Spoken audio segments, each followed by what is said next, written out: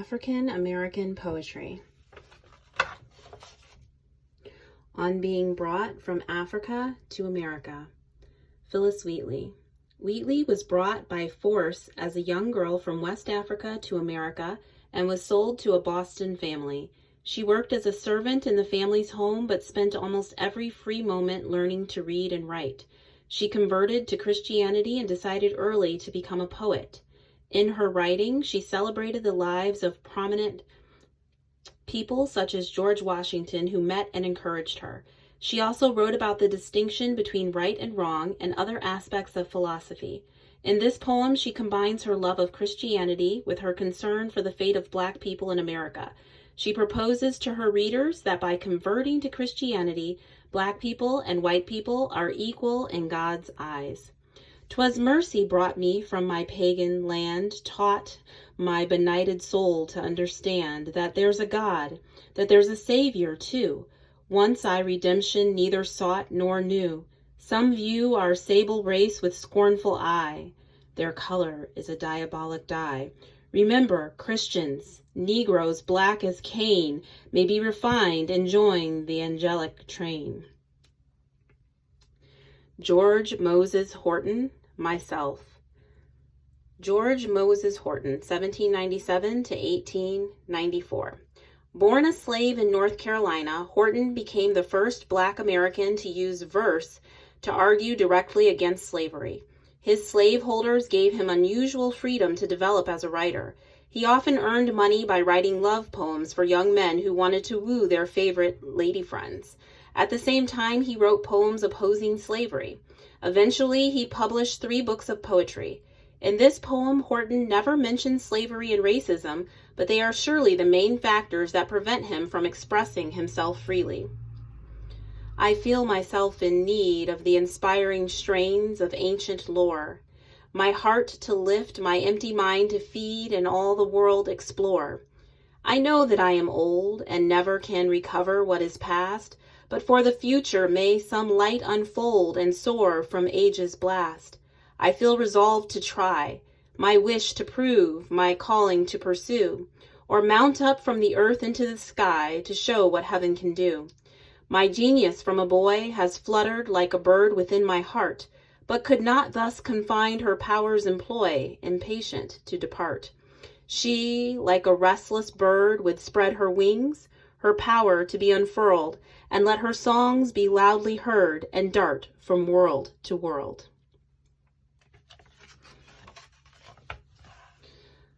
Songs for the People, Frances Ellen Watkins Harper, 1825 to 1911. Harper, who was born in Baltimore, Maryland, wrote many novels, books of poetry, essays, and stories.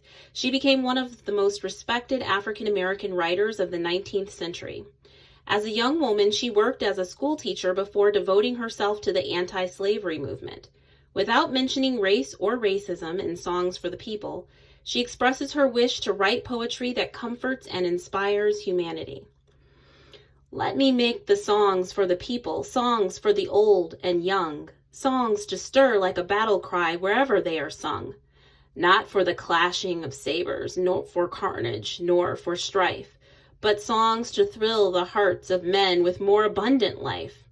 Let me make the songs for the weary amid life's fever and fret, till hearts shall relax their tension and careworn brows forget. Let me sing for little children before their footsteps stray, sweet anthems of love and duty to float o'er life's highway. I would sing for the poor and aged when shadows dim their sight, of the bright and restful mansions where there shall be no night. Our world, so worn and weary, needs music pure and strong to hush the jangle and discords of sorrow, pain, and wrong. Music to soothe all its sorrow, till war and crime shall cease, and the hearts of men grown tender girdle the world with peace.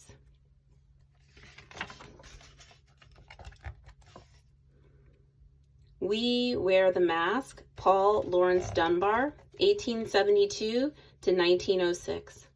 Dunbar was the only African-American student in his high school in Dayton, Ohio, but he became president of his graduating class. Racial discrimination barred him from jobs that reflected his intelligence and learning. He became an elevator operator in Dayton. Nevertheless, with the encouragement of white and black friends, he published books of poetry that earned him national recognition. He wrote both dialect verse and highly polished poems in standard English. His poem here stresses the deception that life forces on most people. Even as fear, sadness, or pain afflicts us, we feel the need to present a smiling face to the world. His poem nowhere mentions racism, but we may assume that he is referring here to the false face that black people had to present to the white community in Dunbar's time, when racial segregation was the law of the land. We wear the mask that grins and lies. It hides our cheeks and shades our eyes. This debt we pay to human guile, with torn and bleeding hearts we smile and mouth with myriad subtleties. Why should the world be overwise in counting all our tears and sighs? Nay, let them only see us while we wear the mask.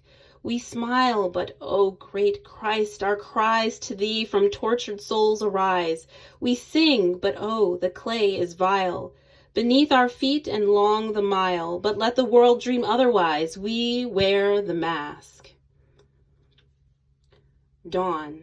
In another exquisitely written poem, Dunbar imagines the moment in the early morning when darkness finally gives way to sunlight. An angel, robed in spotless white, bent down and kissed the sleeping night. Night woke to blush, the sprite was gone. Men saw the blush and called it dawn. The One Coming North, Claude McKay, 1889 to 1948. Early in the 20th century, thousands of black people moved from the southern states and from the Caribbean to work and live in the major northern cities of America. McKay, who was born in Jamaica in the West Indies, was one of them. In 1912, he came to the United States and studied agriculture in Alabama and Kansas before moving to New York. Like other migrants, he was looking for better jobs and greater freedom. In New York City, he published 2 books of poetry that influenced many younger African American writers as part of what came to be known as the Harlem Renaissance. Although several of his poems attack racism in America as a whole, in this poem, McKay stresses the welcoming embrace of the North. At first, you'll joy to see the playful snow, like white moths trembling on the tropic air, or waters of the hills that softly flow, gracefully falling down a shining stair. And when the fields and streets are covered white, and the wind-worried void is chilly, raw, or underneath a spell of heat and light, the cheerless frozen spots begin to thaw. Like me, you'll long for home, where birds' glad song means flowering lanes and leaves and spaces dry, and tender thoughts and feelings fine and strong, beneath a vivid silver-flecked blue sky. But oh, more than the changeless southern isles, when spring has shed upon the earth her charm, you'll love the Northland, wreathed in golden smiles by the miraculous sun, turned glad and warm.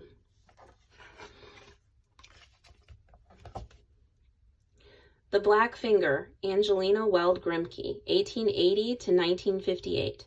Grimke spent her early years in and around Boston. Later, she taught school in Washington, D.C. before moving to New York. There, she was admired as the author of several published poems and one successful play, Rachel, about a young woman's painful experience of racial discrimination. Her poem here is in free verse, unrhymed and with lines of varying length, as had become common in the modern era of poetry. Although it never mentions race as a topic, it perhaps links the silhouette or outline of a beautiful, dark cypress tree to the rising hopes and dreams of Black people. I have just seen a beautiful thing, slim and still against a gold sky, a straight black cypress, sensitive, exquisite, a black finger pointing upwards. Why, beautiful still finger, are you black? And why are you pointing upwards? Exultation, May V. Cowdery. Cowdery was born in Philadelphia, where she lived before moving to New York. While she did not publish a book of poems, her writing was admired by some of the best artists of the Harlem Renaissance. Like Angelina Weld Grimke's The Black Finger, Cowdery's Exultation is written in free verse and does not overtly mention race. The speaker of the poem reminds us that both the day and the night are beautiful, and that we should celebrate them equally despite their differences. O day, with sun glowing, gold pouring through a scarlet rustling tree! O night, with stars burning, fire falling into a dark and whispering sea! Song of the Sun, Jean Toomer.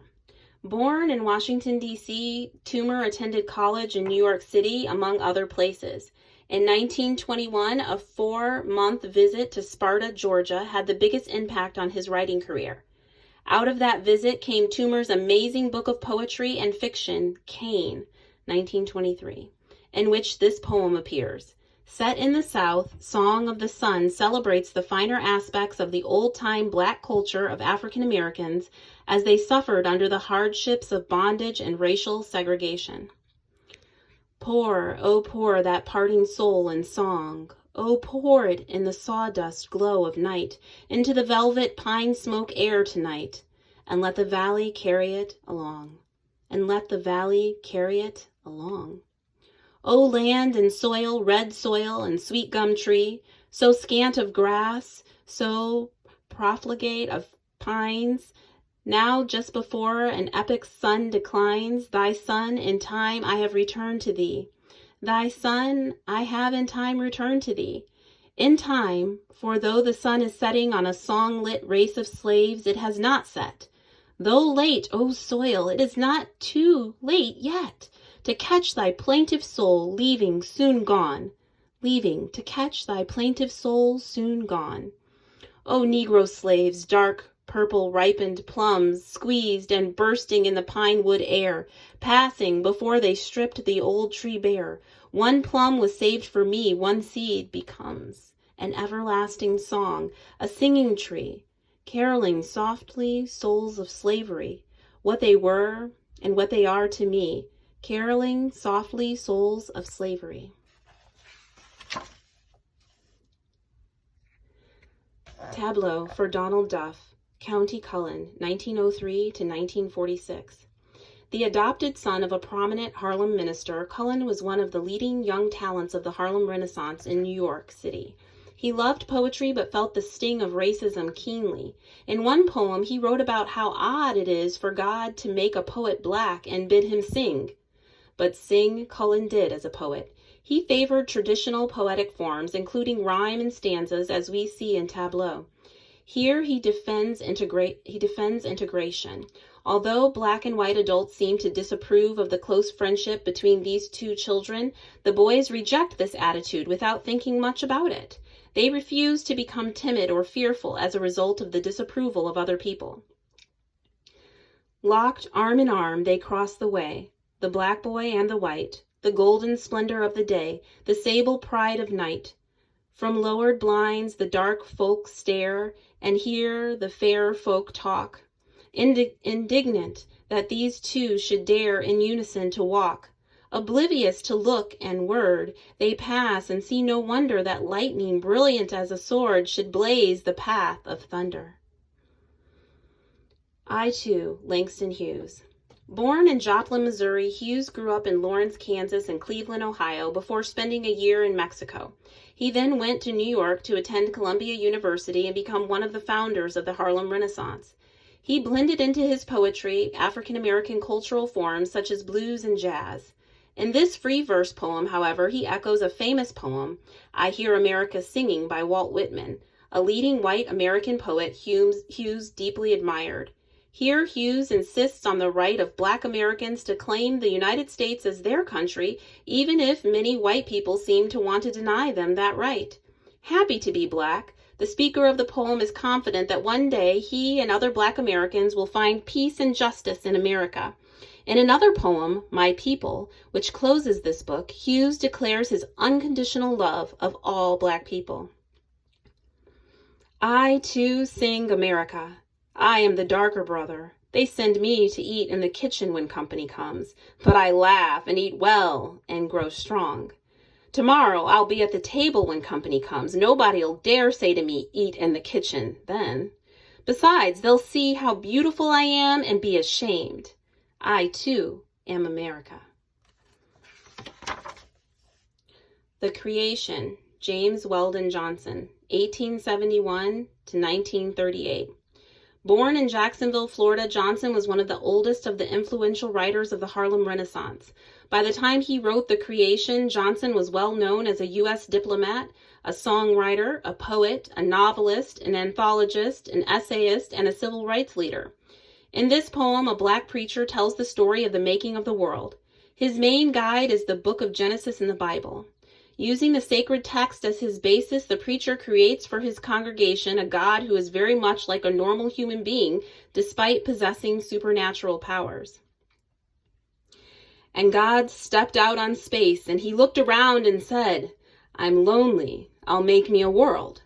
And far as the eye of God could see, darkness covered everything, blacker than 100 midnights down in a cypress swamp.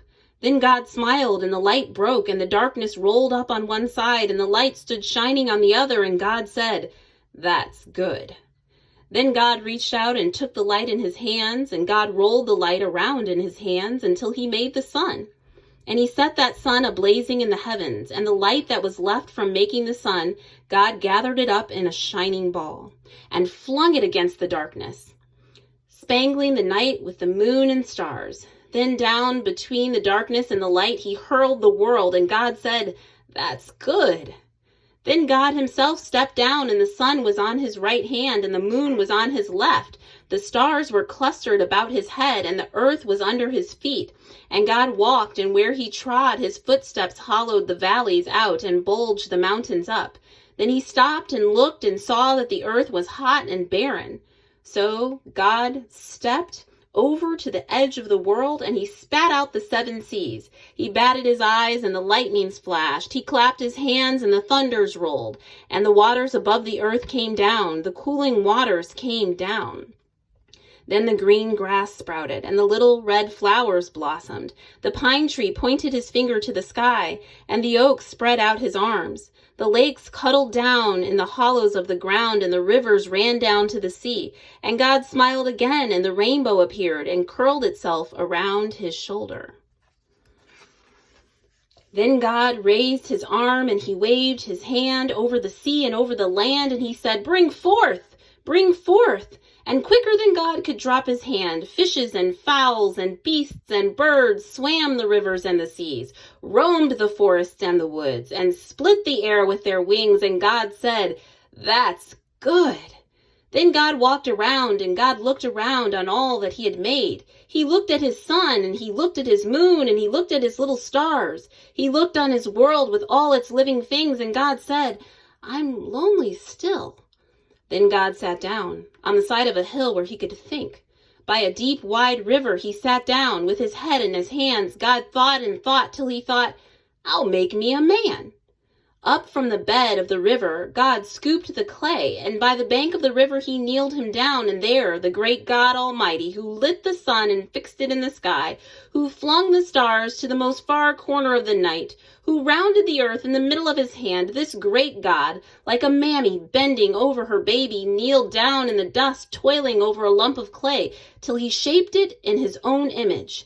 Then into it he blew the breath of life, and man became a living soul. Amen. Amen. Haiku, Richard Wright, 1908 to 1960. Wright, born on a plantation near Natchez, Mississippi, grew up in the South, moved to Chicago in 1927, and then relocated to New York. Works such as his novel Native Son, 1940, and his autobiography Black Boy, 1945, made him internationally famous. These works deal with the violence and hatred caused by racism in both the white and black communities. Eventually, he emigrated to France. Generally unknown in his lifetime as a poet, he nevertheless quietly wrote hundreds of haiku, which were published after his death. A classic, tightly disciplined Japanese form, A proper haiku consists of 3 unrhymed lines. Each of the first and third lines must have 5 syllables. The second line must have 7 syllables. The subject is almost always nature. 37. Past the window pane, a solitary snowflake spins furiously. 64. The harbor at dawn, the faint scent of oranges on gusts of March wind. Frederick Douglass, Robert Hayden, 1913 to 1980. Born in Detroit, Hayden experienced a youth there that was shaped by troubles at home, but also by severe eye problems. Nevertheless, he read widely and deeply. Eventually, he delved into African American history, which would be reflected in his best poetry. Frederick Douglass is an example of this influence. The poem, an unrhymed version of the sonnet form, which traditionally calls for 14 rhyming lines, reflects that reading. Born a slave, Frederick Douglass became one of the bravest and brightest opponents of slavery, as well as a champion of women's rights. He was arguably the most honored African American of the 19th century. This tribute poem stresses our need to live according to Douglass's ideals of hope, bravery, freedom, and love.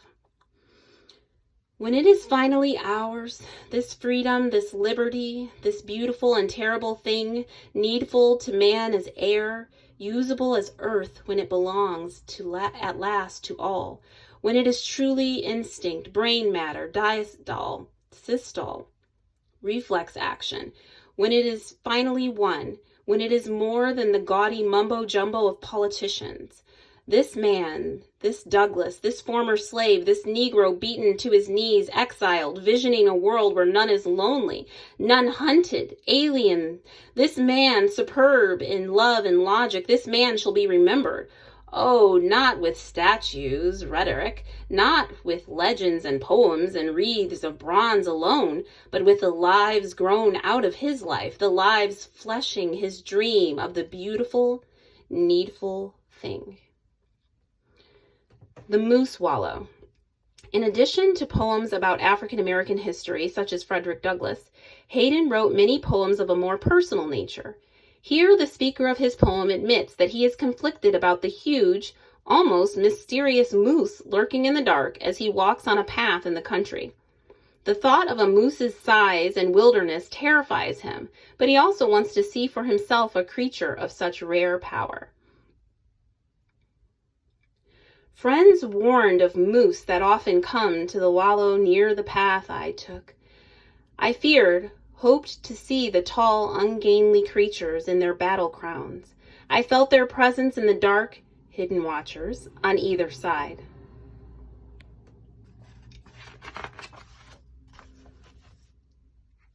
Pete at the Zoo, Gwendolyn Brooks, 1917 to 2000. Topeka, Kansas was the birthplace of Brooks, but within a few weeks after her birth, she and her parents moved to Chicago, where she lived the rest of her life. The city would be a powerful source of inspiration in a career that started when she was a child. Eventually, she would be seen as one of the finest African American poets of all time. Many of her poems are complex and challenging, but others, such as Pete at the Zoo, are relatively straightforward. A boy named Pete asks himself a question that points to his sympathy for a beast. Is the elephant in the zoo so powerful with his massive body really much different from a little boy or girl when the elephant is alone in the zoo at night? I wonder if the elephant is lonely in his stall when all the boys and girls are gone and there's no shout at all, and there's no one to stamp before, no one to note his might. Does he hunch up, as I do, against the dark of night? The Bean Eaters. Inspired especially by Chicago, Brooks wrote many poems about city life, about the prosperous and the poor and the people in between. She noted the injustices everywhere in society, but she also believed in dreams and art. Here, an old man and woman who must survive on very little money, nevertheless, pass their days with dignity and love for each other. The poet seems to observe them from a distance, but sympathizes with them in their situation. A skilled writer, Brooks here combines free verse with rhyme in a relatively novel way. They eat beans mostly, this old yellow pair. Dinner is a casual affair. Plain chipware in a plain and creaking wood, plain chipware on a plain and creaking wood tin flatware. Two who are mostly good, two who have lived their day, but keep on putting on their clothes and putting things away, and remembering with twinklings and twinges as they lean over the beans in their rented back room that is full of beads and receipts and dolls and cloths, tobacco crumbs, vases, and fringes. I Want to Write, Margaret Walker, 1915 to 1998. Born in Birmingham, Alabama, Walker attended Northwestern University near Chicago, where she settled. She came of age as a poet after the Harlem Renaissance, but was strongly influenced by its writers, especially Langston Hughes. Her first book of poetry, the prize-winning For My People, 1942, stresses the same note of devotion to African Americans that we see in I Want to Write. The speaker of the poem is determined to write poetry that will celebrate the lives of my people, who have dark hands. Walker does not use rhyme here, but her free verse is by no means loose. Note how she repeats the words I want to create an effect like chanting that emphasizes her commitment both to the people and to her art as a poet. I want to write. I want to write the songs of my people. I want to hear them singing melodies in the dark. I want to catch the last floating strains from their sob-torn throats. I want to frame their dreams into words, their souls into notes. I want to catch their sunshine laughter in a bowl, fling dark hands to a darker sky and fill them full of stars, then crush and mix such lights till they become a mirrored pool of brilliance in the dawn. The nature of this flower is to bloom. Alice Walker. Born in a small town in Georgia, Walker attended school first at Spelman College in Atlanta and then at Sarah Lawrence College near New York City. As a young woman in the age of the civil rights and Black Power movements of the 1960s, she threw herself into a variety of activities that reflected her passionate commitment to the cause of social justice, and perhaps especially to the rights of African American women. Her rising reputation as a writer probably reached its peak in 1982 with the publication of her novel The Color Purple, which won a Pulitzer Prize. However, Walker was also from the start a dedicated poet who avoided stark confrontational language in favor of a more subtle approach. The speaker in this poem writes in praise of a common but colorful and independent garden flower, a petunia, that in her mind knows that it is special and valuable. Rebellious, living, against the elemental crush, a song of color blooming for deserving eyes, blooming gloriously for itself. Revolutionary petunia. Winter poem, Nikki Giovanni. Of all the younger poets of the Black Power era, which started around 1965, Giovanni was perhaps the most popular and charismatic. Her poetry combined playfulness and humor with militancy, a call to revolution, in a uniquely attractive way that set her apart from other writers. Later, she turned steadily from writing political poems to creating works such as Winter Poem that nevertheless continue to draw on her lively, attractive, often humorous personality. Here, the speaker of her poem fantasizes about being completely at one with nature.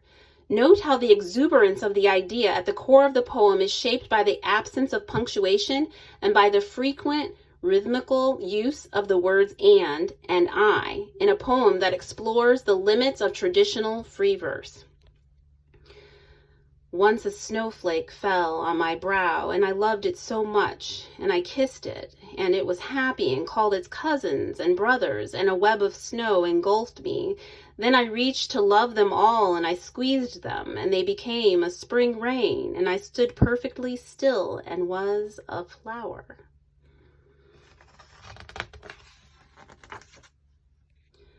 Around, Carolyn M. Rogers, 1940 to 2010. Born in Chicago, where she lived most of her life, Rogers was dedicated to writing poetry that reflected the turbulence of the times and the vitality of life in the African American community. Her use of free verse and also vernacular or popular street language, combined with her sharp observations about love, politics, human relationships, and other subjects to make her among the most dynamic voices in African American poetry. Here, the speaker of the poem suggests that at times the only way to solve a problem or understand an issue is to wrestle long and hard with it. A round sometimes refers to dancing in a circle or simply to a dance. The long way is often the short way. For me, to get where I'm going, I sometimes have to end up in circles. Poem number 1. Like Dunbar's We Wear the Mask, this poem in free verse speaks to our frequently perceived need to hide our deepest feelings from the people around us. Perception, however, is not always reality. There are times when we must drop the masks and reach out to others. Our faces are the light and dark window panes we paint our smiles on. Behind them, we hide the vulnerabilities we want no one else to see. The watercolors of our tears, even the rainbows of our laughter.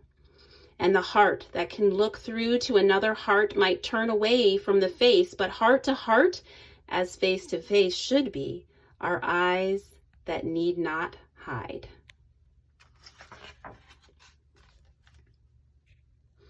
My father's first baseball game for David. Alpha Michael Weaver.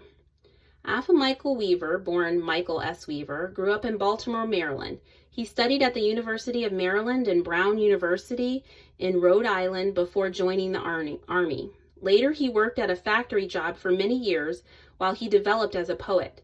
He is known for the subtlety and tenderness with which he writes about human relationships. In My Father's First Baseball Game, the speaker's father, who remembers vividly the days before Jackie Robinson when black athletes were not allowed to play baseball in the major leagues, attends his first major league game. To this point, he has listened to games on the radio rather than go to a major league park where the crowd is likely to be overwhelmingly white. He is caught up in the excitement of the game and forgets the crowd, but his son, the speaker of the poem, cannot bring himself to do so. He knows how much damage racial segregation did to his father's hopes and dreams. You lumbered along the stadium like a sinner being marshaled to baptism, your head high and certain of convictions, the busy chatter of the crowd beside you. The radio is better, you declared, and baseball is baseball regardless. The wooden seat held you erect and mute, glancing at the tiny figures in the field. The open wealth of your first live game came to you singly as the Negro Leagues came up, as you spoke of Satchel Paige, Jackie Robinson, and your ancient radio. Oh no, I think I read this out of order. After the ninth, you forgot the crowd, fingering the ticket stubs in your shirt as we floated out into the night with a deep river of white faces. So, you guys, I think I read the stanzas out of order, so I'm going to reread this poem. I apologize. My Father's First Baseball Game. You lumbered along the stadium like a sinner being marshaled to baptism, your head high and certain of convictions, the busy chatter of the crowd beside you. The open wealth of your first live game came at you singly as the Negro Leagues came up, as you spoke of Satchel Paige, Jackie Robinson, and your ancient radio. The radio is better, you declared, and baseball is baseball regardless. The wooden seat held you erect and mute, glancing at the tiny figures in the field. After the ninth, you forgot the crowd, fingering the ticket stubs in your shirt, as we floated out into the night with a deep river of white faces. A meditation for my son, for Kala. Weaver seems to suggest that the speaker in this poem cannot always control his mind and his life. In such times when he feels he is mentally ill, he hopes and prays that the spirit of his ancestors will protect his child from danger. When I go spinning, your care is given to the steel nerves of reticent angels. When I cannot hold, my own heart drops away, Some sure finger from a faded portrait follows you in the thorn-filled curves of man's road.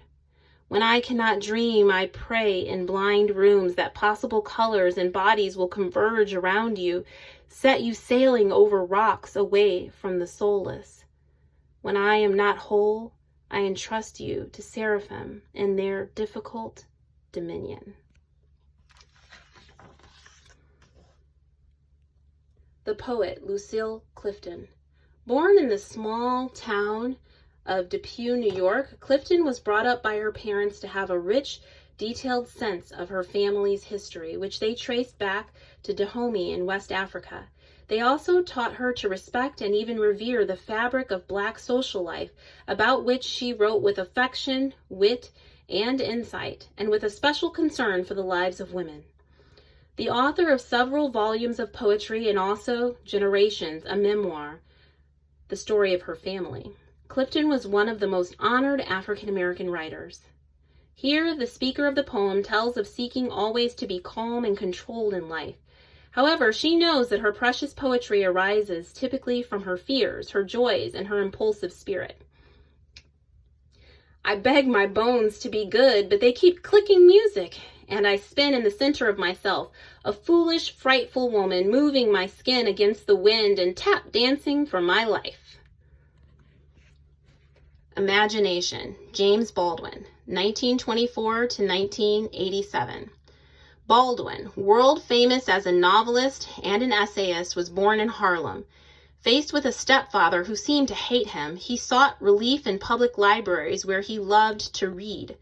A precocious writer, he published his first short story when he was 12.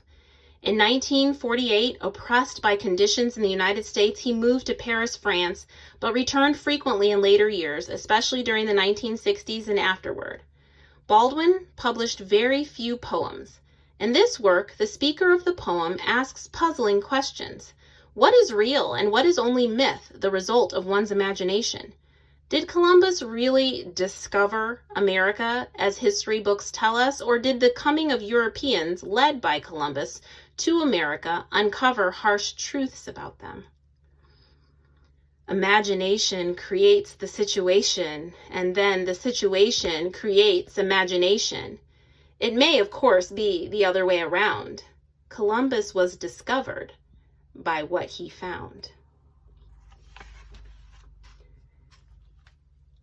Caged Bird, Maya Angelou. Born Marguerite Ann Johnson in 1928, Angelou grew up in St. Louis, Missouri, the small town of Stamps, Arkansas, and Oakland, California, where she attended high school. This period of her life is central to her most acclaimed work, the best-selling autobiography, I Know Why the Caged Bird Sings. Its title is taken from a beloved poem by Paul Laurence Dunbar. Talented and adventurous, she excelled in a variety of areas, including dancing, singing, acting, directing, and writing. She published 6 autobiographies as well as books of poetry and essays that gained her national renown. In 1993, she read one of her poems at the inauguration of President Clinton. For many years, she has been an honored professor of American Studies at Wake Forest University in Winston-Salem, North Carolina. Caged Bird is one of her most admired poems. This poetry book was published while she was still living, but Maya Angelou has passed. A free bird leaps on the back of the wind and floats downstream till the current ends and dips his wing in the orange sun rays and dares to claim the sky. But a bird that stalks down his narrow cage can seldom see through his bars of rage. His wings are clipped and his feet are tied, so he opens his throat to sing. The caged bird sings with a fearful trill of things unknown but longed for still, and his tune is heard on the distant hill, for the caged bird sings of freedom. The free bird thinks of another breeze, and the trade winds soft through the sighing trees, and the fat worms waiting on a dawn-bright lawn, and he names the sky his own. But a caged bird stands on the grave of dreams. His shadow shouts on a nightmare scream. His wings are clipped and his feet are tied, so he opens his throat to sing. The caged bird sings with a fearful trill of things unknown but longed for still, and his tune is heard on the distant hill, for the caged bird sings of freedom. Alone. Michael S. Harper. Harper was born in New York City in 1938, but moved with his family to Los Angeles in 1951. He studied at Los Angeles State College, then in the famed Iowa Writers' Workshop at the University of Iowa. Later, he became a distinguished professor at Brown University in Providence, Rhode Island. The title of Harper's first book of poetry, Dear John, Dear Coltrane, 1970, suggests his deep attachment to jazz. Coltrane was one of the most brilliant saxophone players in musical history, as well as to African American history and culture in general. To Harper, as to the speaker of his poem, jazz is a complex musical form with precious roots that run deep in African American history. The speaker of his poem dismisses a friend who once liked jazz but now claims to find it inferior as music. A friend told me he'd risen above jazz. I leave him there. Plum Blossom Plum Jam. June Jordan, 1936 to 2002. The child of Jamaican immigrants, Jordan was born in Harlem in New York City. She grew up in a tumultuous household dominated by her father. Her mother eventually committed suicide. Nevertheless, both parents encouraged her to read widely. She was a student at Barnard College in New York City and the University of Chicago. Jordan became a brave fighter for the rights of women and poor people around the world. Eventually, she would publish nearly 30 books, including poetry, plays, political essays, and volumes for children and young adults. Of all African American writers of her generation, she was among the most fearless in opposing the forces that harmed people because of their race, nationality, or gender. Plum blossom, plum jam. Even the tree becomes something more than a skeleton longing for the sky. Offspring. Naomi Long Madgett. Naomi Long Madgett is a poet and a publisher of poetry. Born in Norfolk, Virginia, she grew up in New Jersey and in St. Louis, Missouri. She attended Virginia State College, now university, and Wayne State University in Detroit. Around 1947, she married and moved to Detroit, where her daughter was born. She taught for many years at Eastern Michigan University. Madgett is also admired for her work with Lotus Press, which publishes poetry by African Americans. The speaker of her poem, Offspring, discovers that despite her wish to have her daughter live according to the speaker's own hopes and values, the child goes her own way. To the surprise and delight of the speaker, her daughter turns out to be confident, happy, and independent. I tried to tell her, this way the twig is bent. Born of my trunk and strengthened by my roots, you must stretch new-grown branches closer to the sun than I can reach. I wanted to say, extend myself to that far atmosphere only my dreams allow. But the twig broke, and yesterday I saw her walking down an unfamiliar street, feet confident, face slanted upward toward a threatening sky, and she was smiling, and she was her very free, her very individual, unpliable own. Obsidian for Alvin Aubert. Melvin Dixon, 1950 to 1992. Dixon was born in Stamford, Connecticut. After graduating from Wesleyan University, he earned a doctorate in literature at Brown University. For several years, he was a professor at Queens College in New York. A novelist as well as a poet, he also published a volume of literary criticism. His poetry reveals not only his learning, but also his highly intelligent and visionary approach to language. Obsidian takes its name from a form of glass that is black in color and formed by volcanic activity. Extremely hard, it has been used for arrowheads and as a gemstone. Volcanic glass, smoky shards primed and polished. I spew from the raging earth in all directions. Chilled and crystallized, I can become religious ornaments in Arizona, arrowheads old men call Apache tears, or simply the cutting black edge of a knife. Apollo, Elizabeth Alexander. Alexander is a professor at Yale University in New Haven, Connecticut. She is also a graduate of Yale, Boston University, and the University of Pennsylvania, where she earned a doctorate in literature. An acclaimed writer, she was chosen by President Obama to read one of her poems at his inauguration in 2009. Her poem, Apollo, takes us back to July 20th, 1969, when men landed on the moon for the first time. The U.S.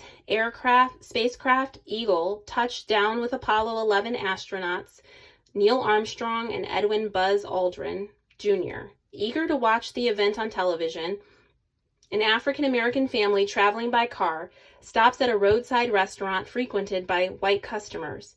For a moment, the drama on the screen seems to put racial tension in its proper perspective. We pull off to a road shack in Massachusetts to watch men walk on the moon. We did the same thing for 3, 2, 1, blast off. And now we watch the same men bounce in and out of craters. I want a Coke and a hamburger. Because the men are walking on the moon, which is now irrefutably not green, not cheese, not a shining dime floating in a cold blue the way I'd thought, the road shack people don't notice we are a black family not from there, the way it mostly goes. This talking through static, bounces, and space boots tethered to cords is much stranger even than we are. My people, Langston Hughes. The night is beautiful, so the faces of my people. The stars are beautiful, so the eyes of my people. Beautiful also is the sun. Beautiful also are the souls of my people.